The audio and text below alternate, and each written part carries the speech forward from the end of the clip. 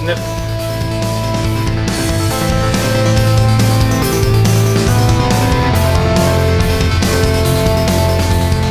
Welcome back to the injury vlog.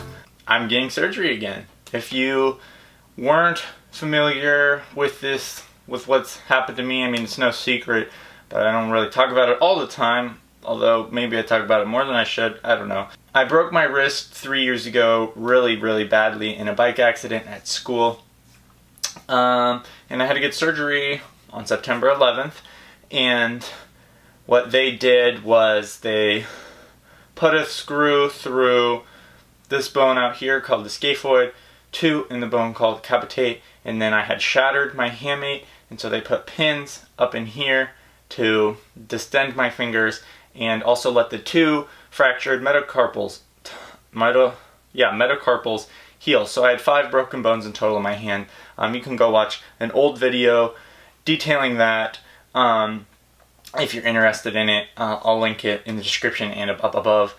But basically, I can't bend my wrist backwards, and I have arthritis because what I've found out after a CT scan is that I have bone hitting bone, and pretty much, when your wrist is like this, it's at full extension, and my wrist stops here, but the way that the bones have shifted inside, it is at full extension. So there's the scaphoid, which I had broken, which has tilted forward this way, and then the lunate, which is next to it, has tilted this way. And regularly your lunate and scaphoid are both neutral when your hand is in this neutral position.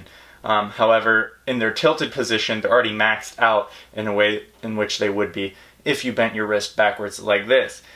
And those bones hit each other when I try to bend backwards. If I do anything mildly strenuous with that wrist, carry something heavy, or do anything that's putting pressure on it backwards, like, I don't know, if I do push-ups on my fists, if I were to try and just a number of things. Weightlifting will often aggravate it, and it can leave me sore for the rest of the evening.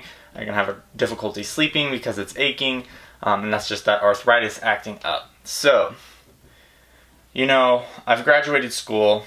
I don't have classes to attend. I don't have practice to attend, and so now is a really good time for me to try and get something done about it. And that was my mindset last month when I contacted a surgeon here at Ohio State, the Ohio State University, and I just scheduled an appointment, said this is what's going on with me, met with the surgeon. She's really nice, and she agreed, this isn't a problem that a 22-year-old should be having. Sometimes she might have 70-year-olds coming in complaining or asking to do the things that I do, carry groceries, open doors, type on the computer regularly, just due to arthritis, and a 22-year-old shouldn't be having these problems. And so she agreed that surgery was probably my best bet in getting any improvement. Physical therapy hasn't gotten me anywhere. What she will do is remove that scaphoid, so I'll be a boneless. I'll have 205. I think that everybody has 206. I don't know. 205 bones. Fuse 4 of these together, which sounds really bad, but that's just because after the multiple surgeries and trauma done to the wrist, the tendons and ligaments or whatever is in there just gets damaged, and those don't really heal like your skin or even bones do. And it would be really unsteady in there. There'd be bones floating around, and that's bad. So she'll have to fuse them, but the goal is to give me a greater range of motion, and it should eliminate that arthritic pain that I'm feeling. There shouldn't be anything rubbing together. So the pain's the biggest one, it'll allow me go to that maximum of whatever range of motion I get without running into pain, and then hopefully it'll allow me to, I'm never going to be this good with my right hand, but some degree greater than what I can is an improvement. Anything's an improvement. My hope, and she thinks that this is possible, is that I'll be able to bend it enough to bench press or to ride a bike with flat handlebars. I haven't been able to do that without pain, just because that is constantly putting pressure against an extension, and hopefully, and I won't have anything running into itself here or into each other. So even if I am kind of at the limit, it'll feel like when you hit the limit of your left hand, which doesn't really hurt, it just doesn't go farther instead of pain. So that'll be good. So I'm scheduled for surgery on September 3rd. So I've got a little bit of time. In the meantime, I guess, I do have to get a COVID test the week before, and I have to quarantine the week leading up to it as well. Obviously, that makes sense. I'll be training all out, up to that point to get as fit as I can, because once I have that surgery, I'm going to be in a sling for 2 weeks. I'm not going to do any training then. I think it's important, especially when something like this is going on, to just kind of focus on what is at the top of the priority list, and that is just healing and letting that heal. After that, those 2 weeks, I'll be in a cast for 4 weeks, and I'll be able to run with that cast, just as long as it feels okay. And I'll also probably have my bike set up on the trainer with aero bars, so I can kind of be sat in place with the cast on. We'll see how that goes.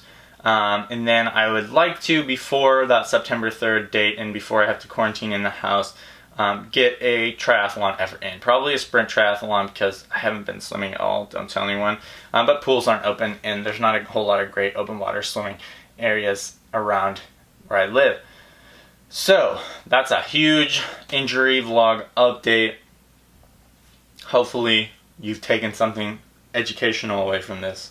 But yeah, that's what's going on. During that intermittent period of me being casted up, I'll have some pre-recorded videos to put out and stuff like that. But that's all I got. I'll see you next week for something that's probably not about nasty injuries, although that is kind of a big point of this channel inadvertently. But oh well, that's enough from me. I'll talk to you later. Well, the thing is, he's in charge of finances, and he has to keep paying. He has to keep paying Thomas all these big things, so he doesn't go to court with you and our business, because it makes our business look bad. And quite frankly, you're driving us up the wall.